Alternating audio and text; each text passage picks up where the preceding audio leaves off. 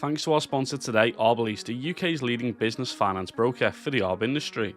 If you're looking to finance a new or used machine, get an instant finance estimate from Arborist. Find hundreds of trusted machines at arborist.co.uk or source a machine yourself from any dealer or private seller. Arborist will spread the cost of ownership with competitive, affordable monthly payments at a market-leading low fixed rate. Play online 24/7 at arborist.co.uk. Arborist is 100% impartial and 100% Arb.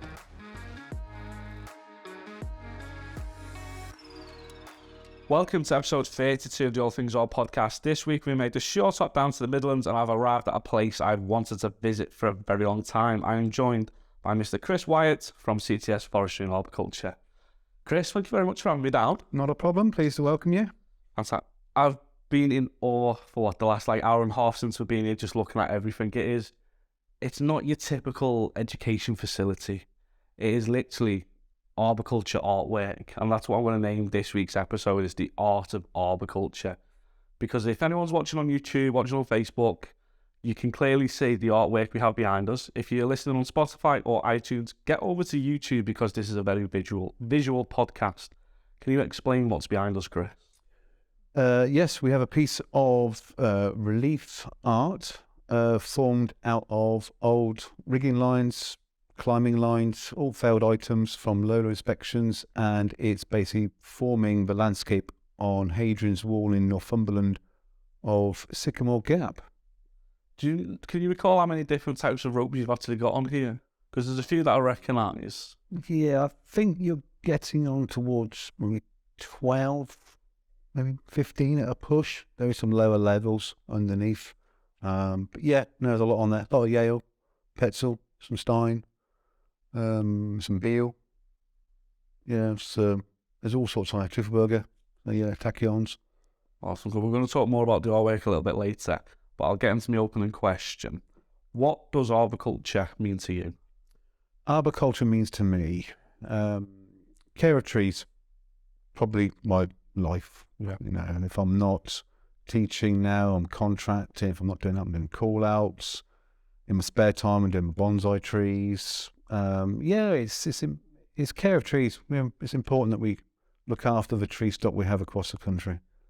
What did you do before you thought, you know what, I'll get into the tree care industry?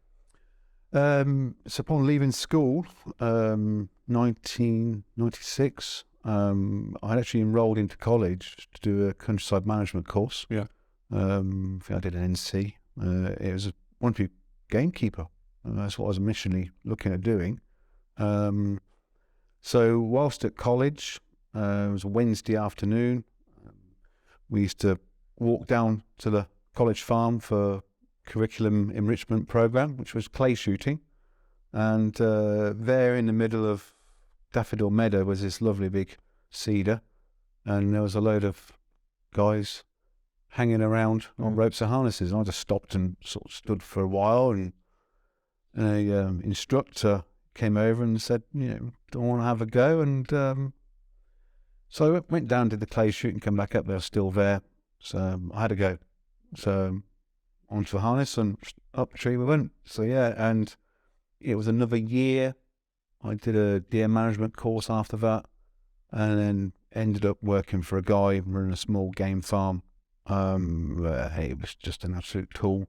He really was. So I ended up working for a friend of mine, for his father, on their farm down where I grew up, down near Banbury. Spent the summer with him and enrolled back into college doing the ND in Forestry And Arb. And I haven't looked back since. No. It's just been my life really since then. So obviously we're from, was there 2 different generations? Well, there's multiple years between us. Mm-hmm. What was arboriculture, the training like back in the late 90s, early 2000s, compared to me where I started like the 2010 era, for instance? So, wouldn't be a huge difference. We still learn the same things we do with the chainsaws. In the early, we was just on the end of the FASCO days going to the MPTC. So your chainsaw maintenance was still the same, just a lot more CS units. And where now, sort of 2010, still had the CS units.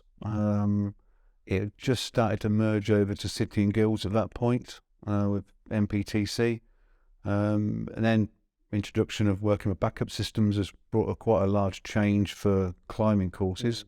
But no, it's predominantly the same thing. It's care of trees.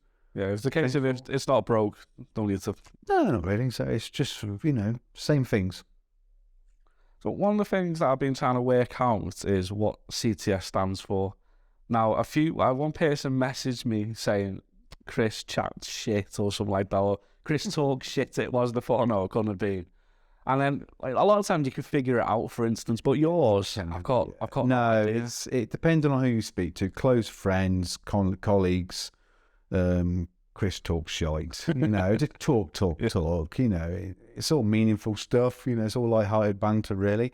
It's sometimes Chris touts certain products, but no, it's actually originally it's Cheney Tree Services. So I grew up in a little village called Middleton Cheney, and I went self-employed about 6 months before I left college. So I had to go out and get a business account with a bank, so letterhead, so Cheney Tree Services, be proud of where you're from, It's but it's quite a mouthful when you start to incorporate the forestry and arboriculture contractors. So 2013 went limited, so company's house, it's CTS Forestry And Arb Limited. So yeah, that's what it is.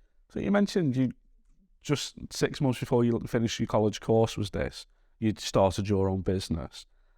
I still can't work out if that's the right way of going about it, or if you should go and work for someone else for a number of years before you do start your own business.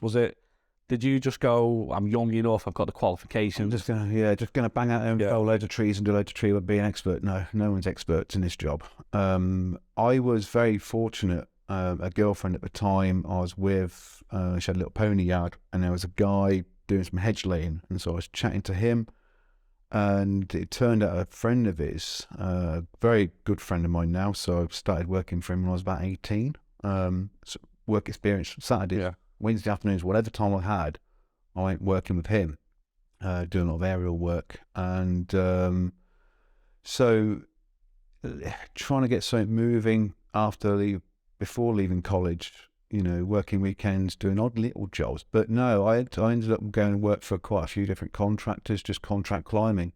So I used to go off in my pickup or my little car, just my top hand on the climbing kit, whatever needed, contract climbing. So you learn a lot of different skills from lots of different contractors, lots of different climbers.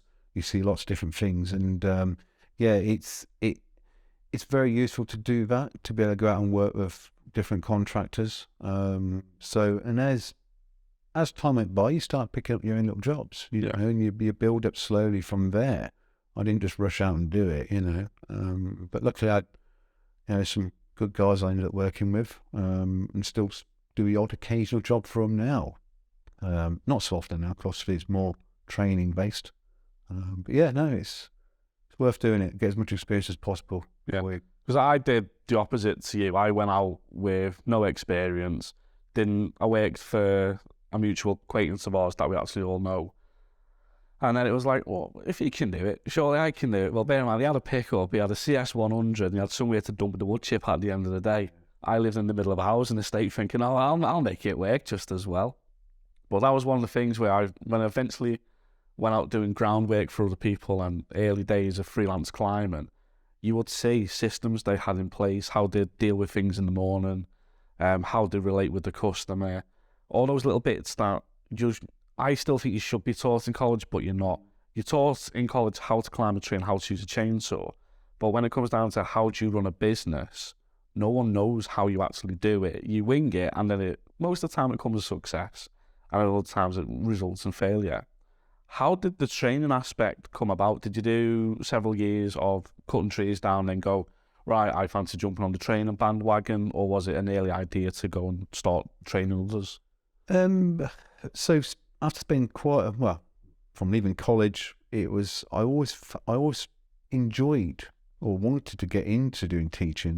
One of the first courses I actually taught, I was actually dragged out of a lecture. I think the instructor for a short course at the college was ill on that Monday morning, and I was sat there in the lecture room in the porta cabin we had at the time for our room, and the program area manager came in, and he was chatting to Steve Brooker, my great lecturer, instructor, sadly long gone. It was great miss. And when you're sort of sat there, and all of a sudden you look up, and they're both looking at you, you think, "Oh Christ, what have I done wrong now?" But no, I was pulled out of a lecture and say, will you go and teach this CS30 course? We've got 4 people who have paid for a short course. Yeah. Can you help us out? So it was nice that they trusted me to be able to do that. So obviously Steve must have seen something in me for me to go off and teach some beginners. And it was my first experience of teaching. So end of 2003, I went back to the college, doing 1 day a week, working with a lantern instructor, another guy I know, and it then turned into a full-time instructor role. So that took me through to sort of close to the end of 2007. I went in my little Astra van. I was all over England, Scotland, Wales. I had my assessor's tickets, training, working for a very close friend of mine now, and I'd be sent all over the place. And what a job that is. Majority of the time you are in such beautiful settings, side of woodlands, hills, and you could be in one morning, on a Monday morning, I could be in South Wales. End of the week, I'll be up in Dumbarton in Scotland, assessing up there. So I put on a lot of hours, a lot of miles under the belt, working different training providers, running courses, assessing. And then, so that took me through to sort of 2011 when my daughter arrived. So I don't know how that happened, but yeah, she arrived in November 2011. So it was put that on the back burner. Yeah. I was lucky enough that I had equipment, so I went back contracting. So carried on doing the contracting, built up a client base again. So it's almost having to start a business again. Yeah, it is, isn't it? Because you've started it, then you've gone out to do the training aspect, and then you went, well, I want to be home, I want to spend time with the family. I can't do the training anymore. I've got to go back contracting. And luckily you kept all those relationships back with people, because I know this industry is so small, you can very easily burn bridges, and people forget that at times. Yeah, it very easily happens. When did this building come about then? What year was that? We got access to this building in March 2000. Oh, so you've had it for like a while before the training came along? No, sorry, not 2000. Where are we? 2020. 2020, right? 2020. Yeah. Where's that 20 years ago? It's just flown by. No, we got access to this in 2020, March. Oh, it's all right. Right before lockdown. So, and I was previously had a little shed for a couple of years down in the yard. So we're running courses from there. So I was mix and matching contracting with doing my own little short courses or running courses for people. And we were lucky enough these rooms became available. It was just full open plan, so we spent a lot of time, myself and my friend Chris. We put the time in, and then I think we actually ran our first course from here, or I ran my first course from here in the August, I think, when we just started to let loose a little bit. It's taken there, and it's a continual thing, keep adding on. So did you think of trying to come up with a different name for the training company, or was CTS known throughout with people and you had that rapport with the industry already? I don't know. I think it's always been since, it was from the contracting days. So I went CTS Forestry And Arboriculture Limited. That was in 2013. So I thought, you know what, just keep it the same. I don't want to change my name. I'm proud it is Cheney Tree Services. It's a full abbreviation, but obviously registered at CTS. So no, keep it the same. Keep it under the one thing. Yeah. I haven't got the time, the inclination to actually start doing umbrella companies. End of the day, if you're earning money, it's just put it in the same pot. We've all got to pay our taxes and the VAT and everything else we do. So, yeah, it's keep it easy for me. What was the first training course that you taught in the new facility? It had been a chainsaw maintenance cross-cut and fail. So nice and simple. Yeah, 4 people in. They'd been waiting since April. Yeah. So, and we had a backlog of about 10 courses people wanted on courses, and at that point I hadn't really pushed it. I still haven't really pushed it. I'm still only just sort of beginning to do things. I'm just making sure that everything's in place. So, it's there, then we'll be pushed out a bit more. Do you have a favourite course and a least favourite course? Thoroughly enjoy it. It's got to be a chainsaws. Chainsaws for me. I enjoy the climbing. I enjoy all the courses we do. I've got it's a nice variation, and if there's a slight gap, I've got me bits of contracts, and I still do keep my skills up, which is important if you do this job. Yeah. You've got to be able to go up and perform demonstrations. You've got to be able to do a felling demonstration on point, so it's there to standard, and it's the same as a requirement we have as assessors.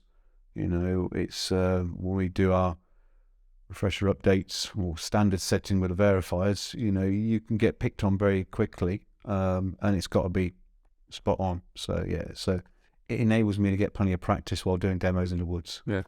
But one thing I've noticed that really stands out as well, I don't know how to wear it, you're like a full service facility.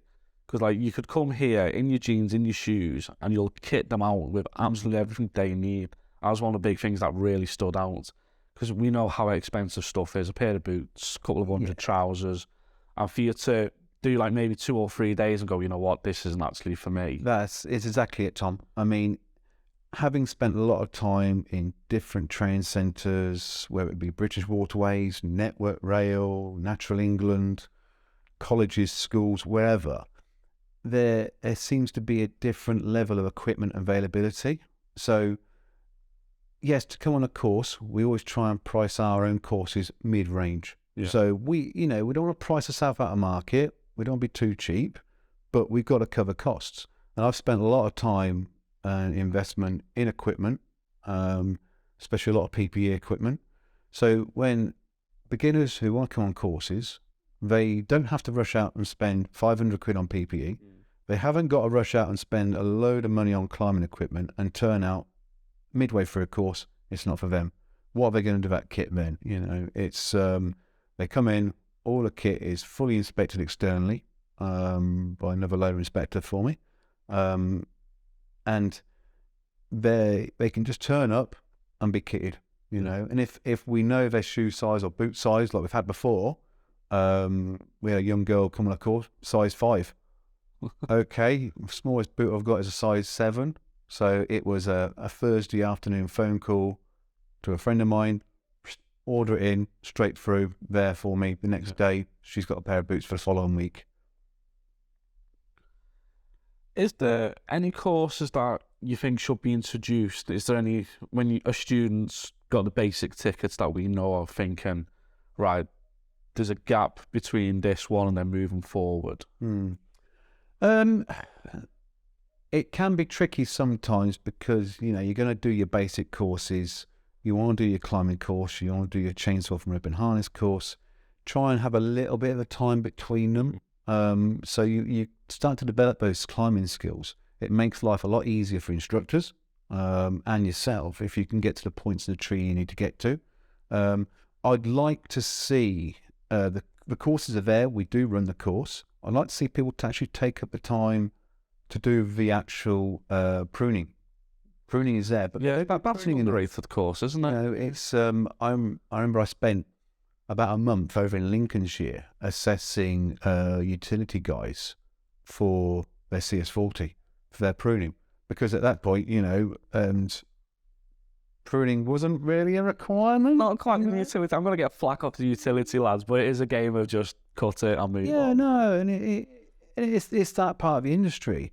But actually, by them being required to do pruning, it means they can also take a bit of pride in what they're doing, so leave nice, accurate target pruning points and nice pruning cuts. Because at the end of the day, someone's going to come along the next day and go, bloody hell, did that cut? What have they done with that tree? You better leave it nicely pruned so someone can come along from industry and look at it and go, wow, someone did a good job on that. But some of the specs they have to work to, very tricky. Yes, indeed. Do you know how many students have come through your hands, for instance? Through here or in... Since they want to train them.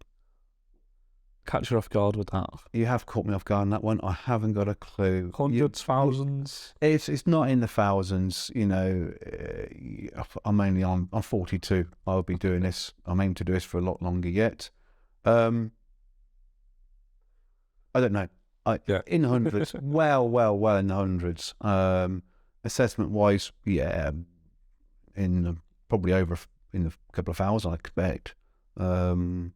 You know, so it's one of the nice things about assessing and moving all over the country is you meet a lot of people. You know, in the early days, I could remember names. Yeah, I just remember faces now. I just can't remember names, and I apologise to everyone. Was, you know, it's hard.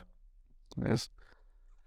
If a student is looking to start a course with you or any course, is there advice you could give them not to go down like a rabbit hole? Yes, you can very quickly fall down, trip yourself up. Actually, I should say, start watching inaccurate videos on YouTube, listening to friends and colleagues.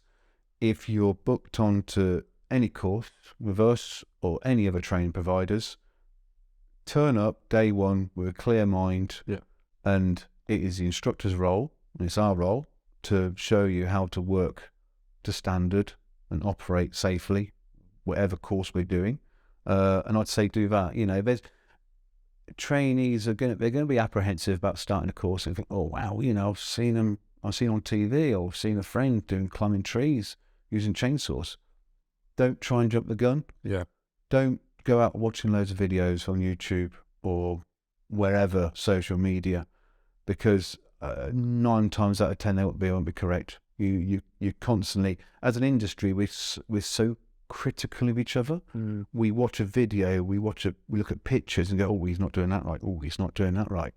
You know, and it is useful in a way because it makes you in the back of your mind thinking, I've got to make sure whatever I produce, whatever I do, whatever I show people, has got to be whiter than white. It's got to be on point and to standard of what we need to see. So with trainees coming through, wait to see what the instructor tells you, you know, and follow their guidance. If they're any good, you'll be absolutely fine. Is there anywhere where students go through a certain course and they always come up on the same hurdle, or there's a course where they always struggle with? Not really. Well, occasionally you might get up with pull cord starters on chainsaws. They've tried to do it at home on a lawnmower or a motorbike or a leaf blower or whatever, and they've always tried to wiggle it around, and you show them a little technique and go, wow, yeah, I wish I'd known that, because it's very simple to do. And no, a lot of the time it's pretty straightforward for them. You get the odd occasional stumble where people feel they want to do tree climbing and they give attempts and they struggle with the height. Yeah. You know, they sometimes feel they've let someone down, their boss is down, but it's not for everybody. You know, working at height is not for everybody. Do you offer like any advice to students who are looking to do the climbing and the height? The height is the issue. Is there anything that you can say to them to overcome it?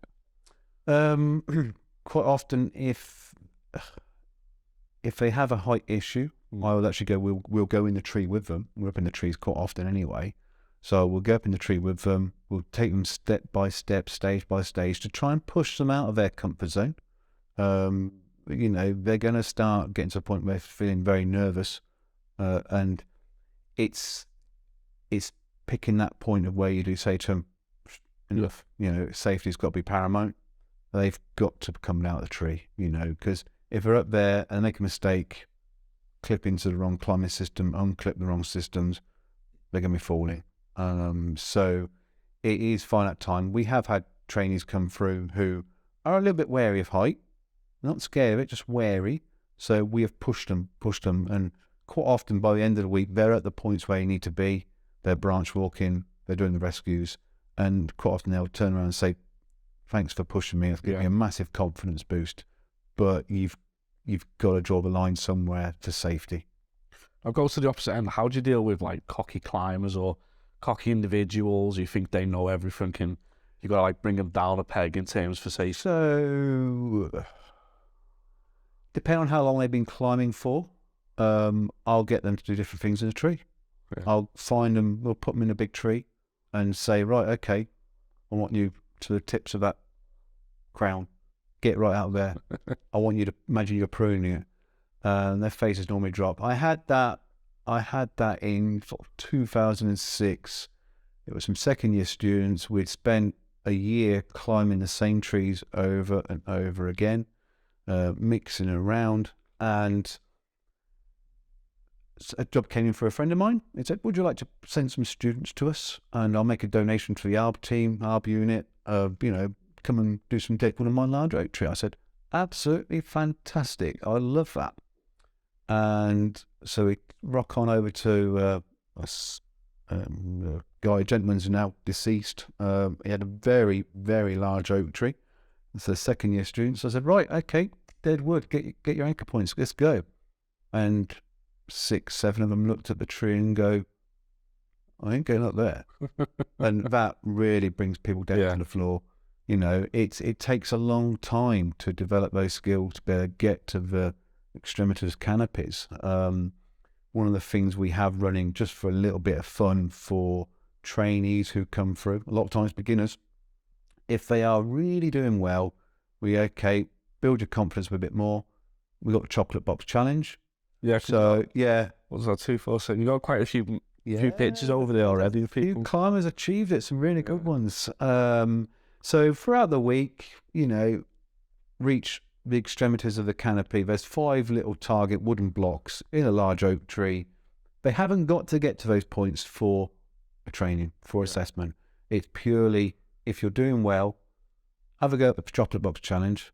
If you reach all 5 targets, right at the extremities of the tree where you'd expect someone to be doing a sort of 25-30% reduction, but you've got to really think about your anchor points and how you get there on 2 of the blocks especially, and really plan your route. So it really enables them to actually get a feel of the climbing systems and working their way around the canopy, and they get a chocolate box. So yeah. SRT, are you teaching that at the moment? Myself personally, I'm always honest, I don't do enough SRT climbing. I've always been moving rope techniques for me.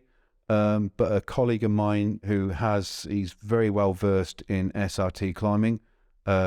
We will be running short introductory courses. So for anyone coming from a basic climbing course, if they're wanting to get into SRT, familiarization course, try the kit out before you buy it, come and have a go. So they will be popping up occasionally. It's normally 2-3 day course is what we look for. And again, not mega bucks. Come and learn some more techniques, get around the canopy. Because everyone who knows me, SRT still goes over my head. Like, I tell you all, look at it and they just go, doesn't make heads or tail. How does it work? I don't know. But I need to eventually go on a course. I like it. I mean, I've used it. I've used it numerous times, but not for me to be confident enough to teach people. I know how they work. I can set them up. Basal anchors, canopy anchors, whatever. But for me to comfortably teach it. Yeah. So that's something I've always said. I will not teach a unit unless I hold that unit at City and Guilds to assess it. Yeah. So I put myself through a lot of extra training with a colleague of mine, make sure the standard is there before I teach it, even before I assess it. So I have to hold that unit before I teach. So how many units do you hold then? Since 2007 I became an assessor. Where we are now, I'm getting to the point now where I like to try and do a unit every year for CPD. Oh crikey, a lot. Yeah. There's quite a few popping up where a lot of other assessors don't have, so I'm getting pulled off in different directions to go and assess units people have asked for. Assisted felling, windblow, multiple windblow, mediums, rigging, chainsaw for mupes, pruning, pole pruners, chippers, stump grinders, strimmers, just keep on going. There's loads there. I think if PTC can stick a ticket against it, they just will nowadays. Yeah, I mean, I hold the leaf blower ticket, but I've not actually run a course yet. and I'm still in the back of my mind. It's how I could really make that fun and interesting. There's a few photos of me, videos floating around social media early days where, you know, we got the apple balancing on the leaf blower, the football spinning around, you know. But yeah, it's maintenance and safe use. But no, it's I'm not running one of those courses. Yeah, I'm picturing a leaf blower in my head now because you got the maintenance, you got the safe use of it. Here we blowing debris safely in the way. We got the suck unit as well. So because you got them some. Yeah. Okay. Right then, the big one, the big reason I'm here, the big rescue event. Wow. Yeah. Where did this idea come from? Yeah. So the idea, where did it come from? I was sat in an armchair, probably about 10:30 in the evening. I'd just been reading a report on a youngish guy who had sadly lost his life in a tree accident down in Oxford, and it was, I believe, ground team were unable to get him down in time to save us. We'll try and at least give him some first aid. And I read it and I thought to myself, you know what? How often do we actually do refreshers? I know with utilities, refreshers are very regular, with 6 months yearly. But as an industry ourselves, how often do we refresh those skills? It's always in the mindset, oh, it's never going to happen to me. Never going to happen to me. But things do happen. People need rescuing. So I sent a text message about 10:30 at night, and all of a sudden it just come to me. I've got this great idea, you know, and it's back and forth. So let's get a load of climbers in a field with some oak trees, some pine trees. Let's refresh them on area rescue techniques. And, you know, we sort of said, how many people can we get there? Well, you know, don't know how we're going to teach it. So the idea then went, well, I know enough assessors, my friend knows enough assessors. Let's pull a load of people in together and we'll run a refresher course. We'll charge each person 50 quid for the day. And the next thing I decided was we'll donate it all to charity. Yeah. We'd have a raffle and we'll make as much money as possible. We'll donate it to the Warwickshire Northants Air Ambulance. So got it rolling and went round. I thought, how am I going to get raffle prizes? How am I going to run this? You know. So we decided on a date. I think it was September the 14th, 2018. We got a venue sorted out. So just down the road at Compton Verney. We need some help. We need some sponsors. Where can I get sponsors from? So round the Arb show, May that year, bumped into a girl, plucked up the courage to speak to her because I wanted to speak to her for a long, long time. She's a lovely girl. And it sort of said, oh, I'm Chris, you know, I've got this idea. I need some help. So my friend Emma, she took the idea to her bosses and they were on board like that. Just like that. They loved the idea. They loved the sound of it. It was something which the industry needed. It's something we still need to do more of. Yeah. And it grew from there. Now that was 2018. I'd just become a contractor with the Arb Association. So obviously when my daughter was born, I thought, so I'm going to go contracting, build it up. I set my sights on Arb-approved contractor. So I became a contractor, 2017. I approached the Arb Association. I said about this idea of a rescue event. And I spoke to one gentleman there. And it was almost like, it was very standoffish. It's like, all right, a bit sort of like, no, it's not you're not going to do this. You know, if you're just a little tree surgeon for Warwickshire, you're not going to do this. Yeah. There was no real support or guidance, which sort of pissed me off. You know, I've just become an Arb-approved contractor, paying to do that scheme. This is industry. We need to do something to raise the awareness of regular air rescue practice, and I want your assistance. Yeah, there wasn't any. They didn't really do anything. Only when we had been bringing the numbers in, people have seen it on social media, we started getting support from Fletcher Stewart's, raffle prizes coming from manufacturers all over Europe, America. We had a load of raffle prizes come from America. People were seeing it on social media, and numbers were rising up. Had a conversation with someone at the AA. Oh, how's your event getting on? Oh, we're at 75 people. Well, bugger me sideways. Didn't they not want to jump on board? So we had raffle prizes. We had a few books sent up. We had this. We had that. Because someone else had gone and put a lot of effort into something, they wanted to cream onto it and start to do something with it.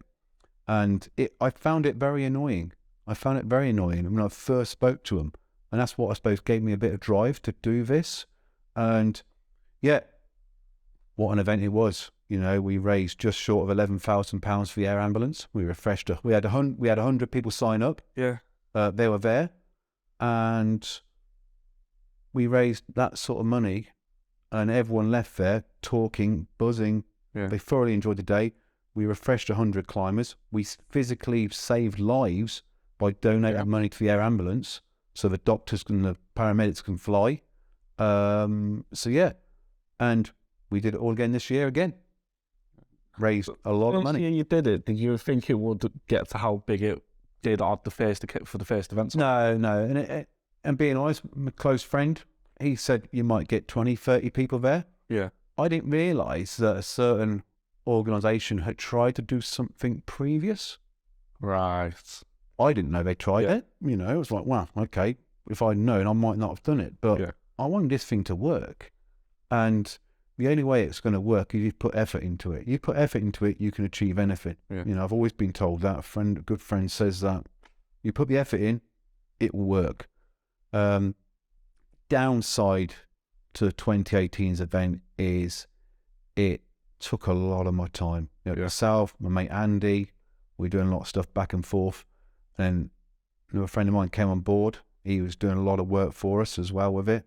But I used to sit in the office till 1, 2 o'clock in the morning, emailing people, begging, send us raffle prizes, do this, do that, And so for this year's event, Nigel at Fletcher's, he basically said, we want to give you full support. Whatever you need, we'll do the best we can to help you.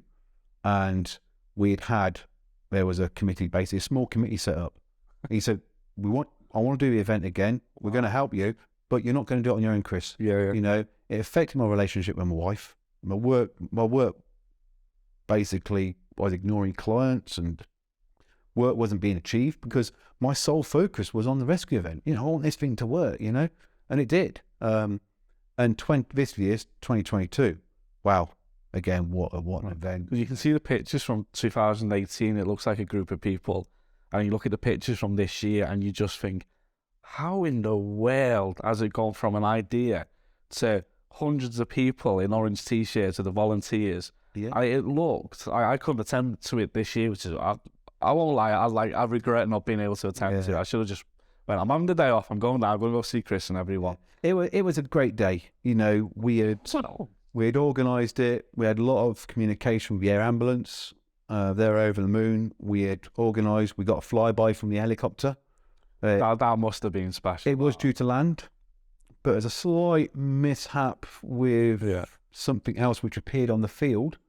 Because obviously it was 3-4 months in the planning to get the helicopter to land. Yes, it's going to cost money, but actually having it there it would be a really nice thank you. A certain marquee appeared in a field. Doesn't matter, it happened. But because it's actually a scheduled landing, they have to sign it off with the owners of the helicopter and with the CAA. We're an emergency, they can land where they want. Yeah, it doesn't matter, they land. But with this one, it had to be proper scheduled in, and so they give us 3 or 4 loops round. Yeah, and just seeing it flying up there and the money we raise for them, knowing that we have saved lives. No doubt about it. Anyone who does work for charities, for the air ambulances, keep doing it because you save lives. You do save lives. How much you raised for the air ambulance? I think it's about 25 grand, nearly. Well, not that one. Yeah, I did a little thing. Christmas, went and chipped up some Christmas trees. Jill, lovely lady, owns a florist. She organised a big Christmas tree trail Says, Chris, will you come and do it for us? I said, yeah. So I just rock up and do it. They said, well, I've managed to get you some money, 250 quid. I said, well, I don't want it. I said, can you donate it to the air ambulance for me, please? I'd much rather they have it. It's a couple of hours of chipping. Yeah. It's just nothing. Where every little helps with charities, especially the air ambulances. Yeah. So you're going to do the big rescue event, the BRE, over COVID times for obvious reasons. Is it going to be a yearly thing? You're doing it bi-yearly? No, bi-yearly. We're looking at 2024. Yeah. So 2024 is going to be the next rescue event. We've already got a few things which try to add to it, keep the interest there. So obviously there was a big gap between 18 and 22. Hence why this was created. Yeah, okay. It's something I've always wanted. It's been there in the background. Okay. Do something with the old ropes. We got the Lola Man, but this midpoint, we'd just been released out of lockdown, I think it was. I say released, shouldn't joke really. But it was, I said to my friend Chris and Andy, I said, right, let's do something for the air ambulance. We've missed, there's a gap. Yeah. Let's go do a parachute jump. Andy was fully up for it. Chris was fully up for it. And I was like, yeah, we'll do this. But big problem, I don't like flying. I get on a plane occasionally, you know, but I just don't like flying.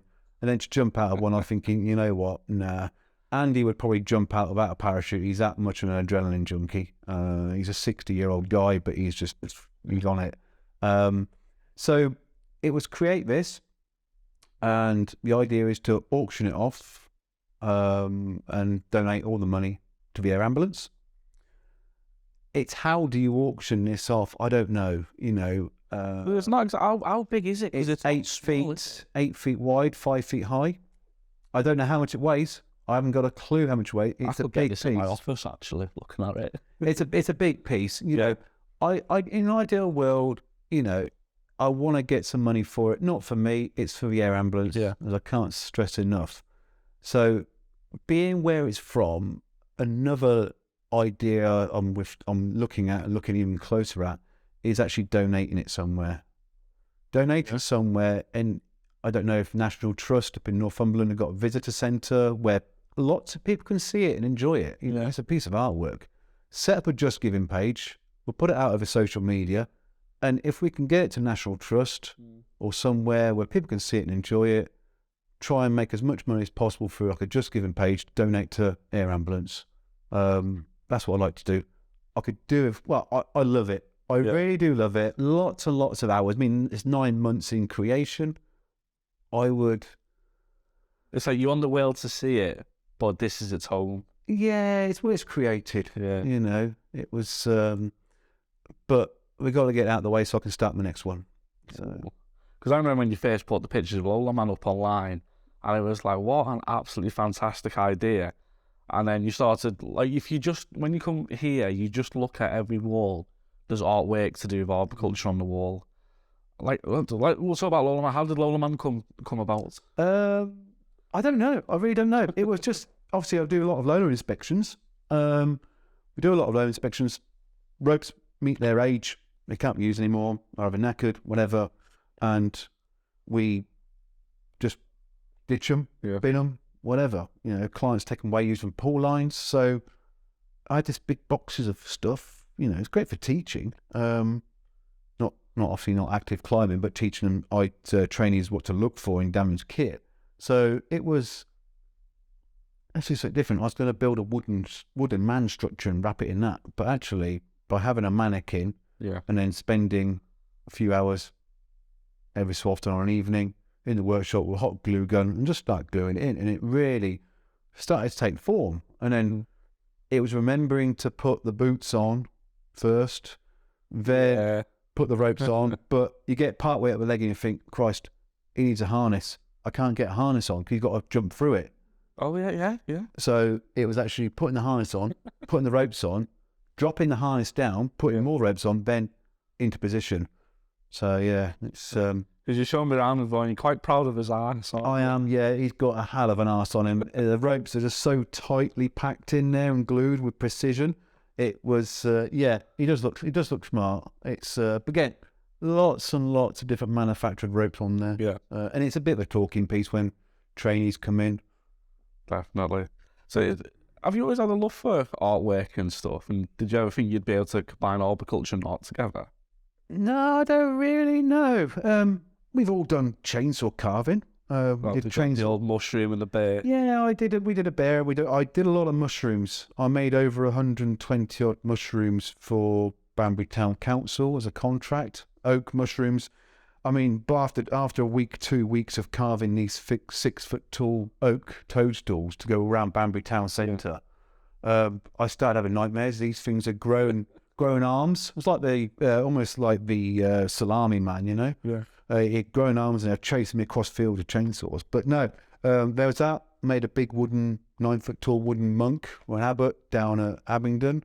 But I think with the rope stuff, I was thinking of different things I could do to maybe little talking points for people to look at. So yeah, there's another big rope art piece about to be started on. There's another one planned after that as well.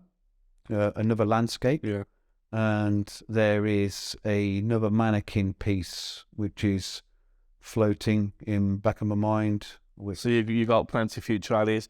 You're either gonna have to start like an arborist gallery that people can come and look at, and you'll be like a multimillionaire off the artwork. No. Or like have it displayed at like one of the trade shows so everyone can come and see it, because it is fantastic. You could potentially, but no. My main focus is to carry on work, delivering courses. The artwork pieces is purely just a shut off. You know, it's a couple of hours in an evening when it's dark outside. We do some stuff. So my wife has actually said to me, when you do rope work, it's limited to winter time only. Yeah. You know, it's like, well, you know, I need a 9-month window in winter. That'd be horrendous, wouldn't it?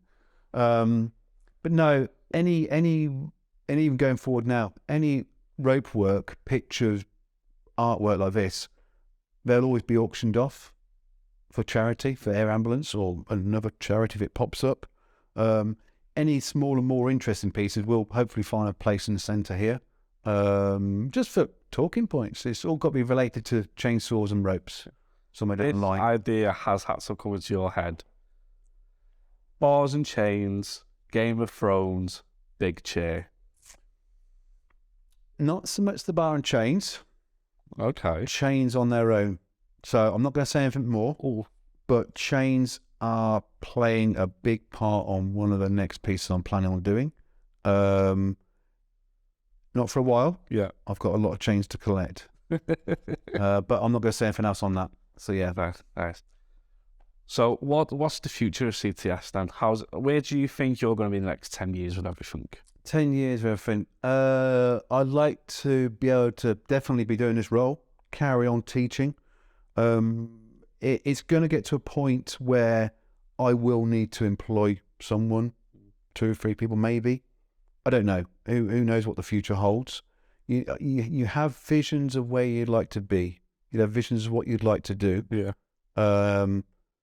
But time moves so quickly, and before you know it, it's a blink of an eye. But it's a constantly evolving thing.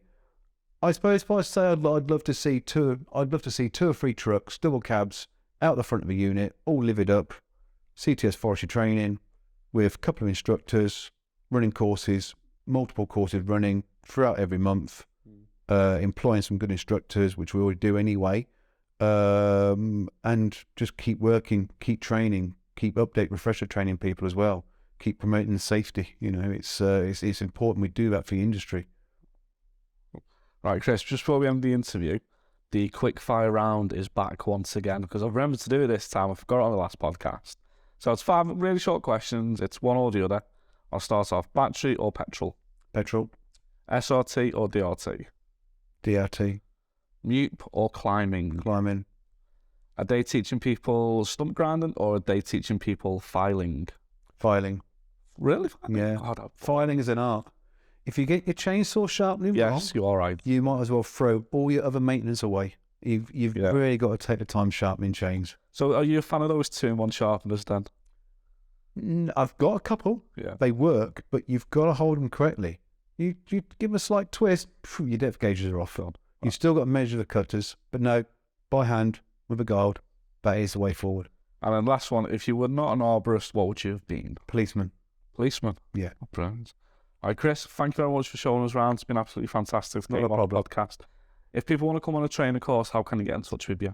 You can find us through a website, which is www.ctstrees.co.uk, or you can find us on Instagram, CTS Forestry And Arboriculture. I think it comes up with CTS Forestry and, I don't know why. Facebook page, CTS Forestry And Arb, over the normal social medias. Brilliant, Chris, thank you very much. Not a problem.